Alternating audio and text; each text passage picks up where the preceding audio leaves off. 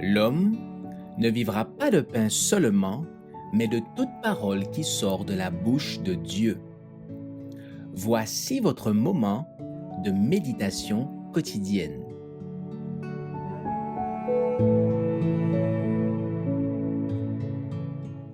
Louange à l'agneau, le 26 juin. L'agneau qui a été immolé est digne de recevoir la puissance, la richesse, la sagesse, la force, l'honneur, la gloire et la louange. Apocalypse chapitre 5, verset 12.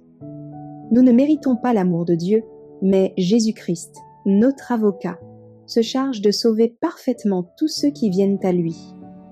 Le Christ prend plaisir à relever des êtres qui n'éveillent aucun espoir et qui sont dégradés par Satan. Mais Jésus a agi dans leur cœur et il veut en faire des sujets de sa grâce.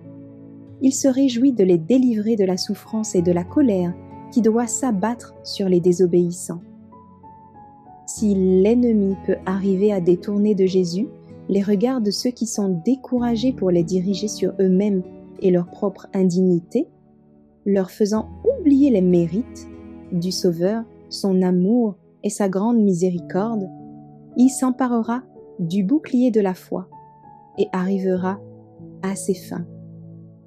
Ceux-là seront alors exposés à de violentes tentations. Le faible doit donc regarder à Jésus, croire en lui.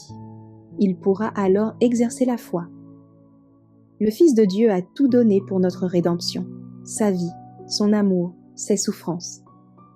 Serait-il possible que nous, les objets d'un si grand amour, nous lui marchandions nos cœurs? À chaque instant de notre vie, nous avons participé aux bienfaits de sa grâce.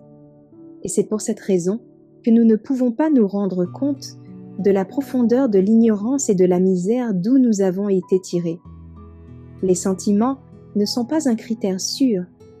Ce n'est pas en nous qu'il faut regarder pour avoir la preuve évidente que nous sommes acceptés de Dieu. Nous n'y trouverons rien qui ne nous décourage. Notre seul espoir est de regarder à Jésus, le chef et le consommateur de la foi. Hébreux chapitre 12, verset 2. Tout en lui peut nous inspirer la foi, l'espoir, le courage. Il est notre justice, notre consolation et notre joie.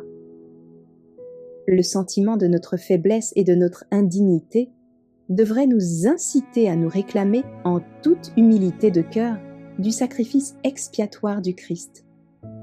C'est en nous confiant dans les mérites du Seigneur que nous trouverons le repos, la paix et la joie.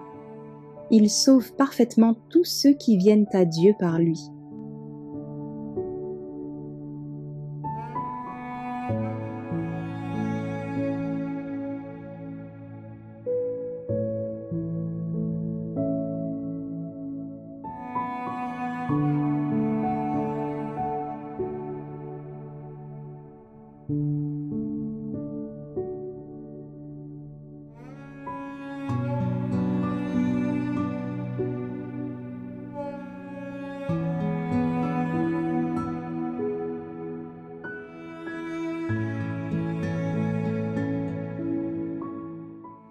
Merci d'avoir écouté cette présentation.